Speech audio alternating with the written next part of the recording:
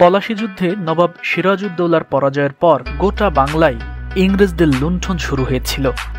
তারা সাধারণ কৃষকের উপর জুলুম চালিয়ে বাংলায় উৎপাদিত ফসল ছিনিয়ে নিয়ে বিদেশে পাঠাচ্ছিল। এর মধ্যেই জমিদারি ব্যবস্থাকে নিলামে তুলে দিয়েছিল তারা। যারা সবচেয়ে বেশি কর দিতে পারবে তারাই তখন জমিদারি লাভ করত। আর এসব জমিদার তখন কৃষকদের ওপর করের জন্য অমানুষিক নির্যাতন শুরু করেছিল। জমিতে ফসল ফলুক আর না ফলুক, করের টাকা তাদের দিতেই হবে। কৃষকরা ওই সময় দুবেলা দুমুঠো খেতেও পারছিল না। কৃষকরা কষ্ট করে করের যে টাকা জমিদারের হাতে তুলে দিত, সেসব টাকা ইংরেজরা এই বাংলা থেকে নিজ দেশ ব্রিটেনে নিয়ে যেত। এক কথায় ইংরেজরা ওই সময় এই বাংলায় ডাকাতি করে সম্পদের পাহাড় গড়ছিল নিজ দেশে। করের টাকার জন্য কৃষকদের ওপর যখন অমানুষিক নির্যাতন চলছিল, ঠিক ওই সময় তাদের বিরুদ্ধে রুখে দাঁড়িয়েছিলেন বাংলার বীর সন্তান তিতুমীর। কৃষকদের জোটবদ্ধ শক্তি এবং তার তৈরি বাঁশের কেল্লা দেখে ইংরেজদের কপালে চিন্তার ভাঁজ পড়ে গিয়েছিল। হ্যাঁ বন্ধু, পর্বে আমি তিতুমীর এবং তার বাঁশের কেল্লার ইতিহাস তুলে ধরছি।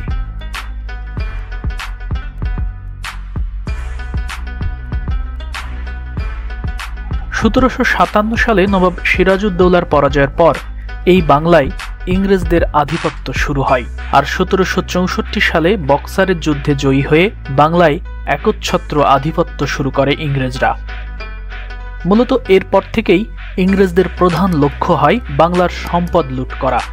তারা এ সময় করের পরিমাণ বাড়িয়ে দেয়, এমনকি জমিদারিও নিলামে ওঠায়। যে বেশি কর দিতে পারবে তাদেরকে জমিদারি দেওয়া হয়। কৃষকদের উপর শুরু হয় অমানবিক অত্যাচার। ধান গমের পরিবর্তে এই বাংলার জমিতে ইংরেজদের হুকুমে জমিদাররা জোর করে কৃষকদের দিয়ে আফিম এবং নীল চাষ করায়। ফলে কৃষকদের ঘর খাদ্য শূন্য হয়ে যায়। একদিকে খাবার সংকট, অন্যদিকে জমিদারি কর। ওই সময় কৃষকরা যে 2 পয়সা আয় করত, তা দিয়ে খাবার কিনলে হাতে করের টাকা আর থাকে না। ফলে কর দিতে পারত না তারা। আর কর দিতে ব্যর্থ হলেই চলত তাদের উপর অমানবিক নির্যাতন, হত্যা। বহু কৃষক ওই সময় এই বাংলা ছেড়ে পালিয়ে গিয়েছিল। ঠিক এই সময় এই বাংলায় নবজাগরণের বার্তা নিয়ে 1782 সালের 27 জানুয়ারি 24 পরগনা জেলার বসিরহাটে এক সম্ভ্রান্ত মুসলিম পরিবারে জন্ম নেন তিতুমীর। বাবা সৈয়দ হাসান আলী এবং মা আবিদা রুকাইয়া খাতুন শৈশবে তিতুমীরের নাম রেখেছিলেন সৈয়দ মীর নিসার আলী। ইতিহাস থেকে জানা যায় তিতুমীর ছিলেন হযরত আলী রাদিয়াল্লাহু তাআলা আনহু-এর বংশধর। তার এক পূর্বপুরুষ সৈয়দ শাহাদাত আলী ইসলাম প্রচারের উদ্দেশ্যে আরব থেকে এই বাংলায় এসেছিলেন। শাহাদাত আলীর পুত্র সৈয়দ আবদুল্লাহকে দিল্লির সুলতান জাফরপুরের প্রধান কাজী নিযুক্ত করেন এবং তাকে মীর ইনসাফ খেতাবে ভূষিত করা হয়। ঠিক এই সময় থেকেই তিতুমীরের পূর্বপুরুষরা সৈয়দ থেকে মীর পদবিতে রূপান্তরিত হতে থাকে। তিতুমীরের প্রাথমিক শিক্ষা শুরু হয় তার গ্রামের বিদ্যালয়ে। পরবর্তীকালে তিনি স্থানীয় একটি মাদ্রাসাতে লেখাপড়া করেন। 18 বছর বয়সে তিতুমীর কোরআনে হাফেজ হন এবং হাদিস বিষয়ে পাণ্ডিত্য লাভ করেন। একই সাথে তিনি বাংলা, আরবি ও ফার্সি ভাষায় অধিক জ্ঞান লাভ করেন। বলা হয়ে থাকে ছোটবেলায় একবার কঠিন অসুখ হয়েছিল তার। ডাক্তার তাকে ভীষণ তেতো ওষুধ দিয়েছিলেন, কিন্তু তেতো ওষুধ হাসি মুখে খাওয়ার কারণে প্রথমে তার নাম হয় তেতো, তেতো থেকে পরে তিতু এবং এর সাথে পদবী মীর যোগ করা হয়।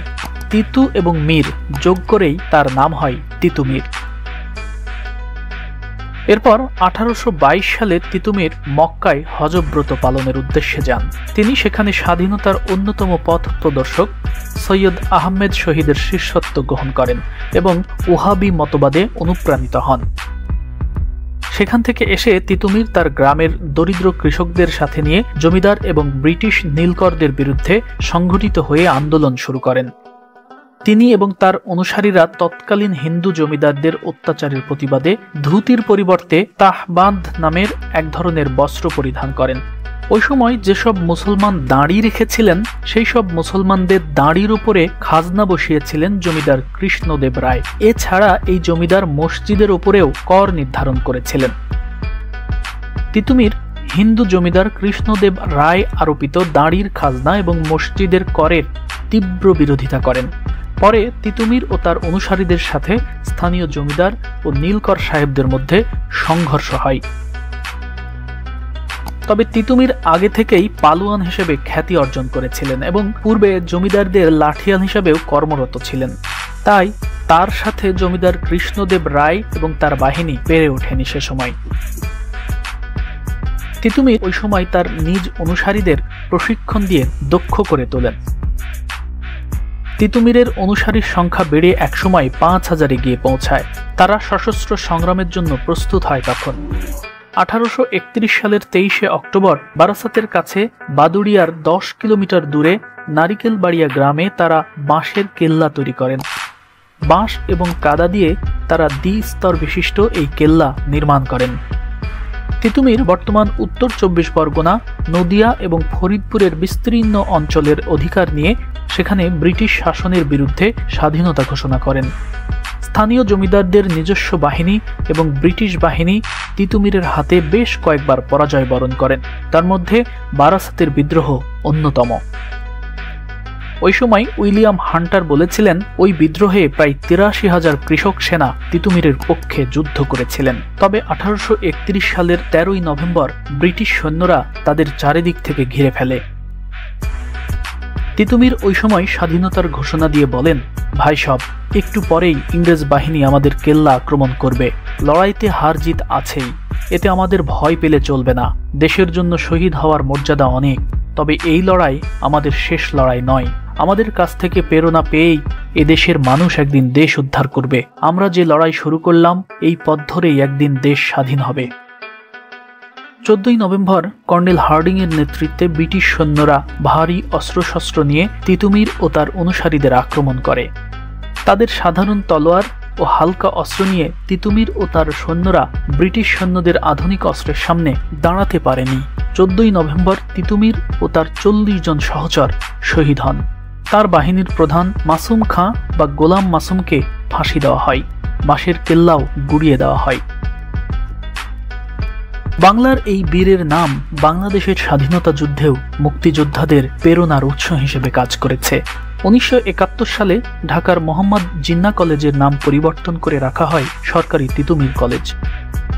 এছাড়া তার নামে বুয়েটে একটি ছাত্র হলের নামকরণ করা হয় তিতুমীর হল। এছাড়া রূপসা নদীর তীরে বা নৌজা তিতুমীর নামে বাংলাদেশ নৌবাহিনীর একটি ঘাঁটি এবং বিএনএস তিতুমীর নামে একটি যুদ্ধ জাহাজ রয়েছে। এছাড়া রাজশাহী চিলাহাটি রুটে তিতুমীর এক্সপ্রেস নামে একটি আন্তনগর ট্রেনও চলাচল করে। বাংলার এই বীর সন্তান বিবিসির জরিপে 11তম শ্রেষ্ঠ বাঙালি।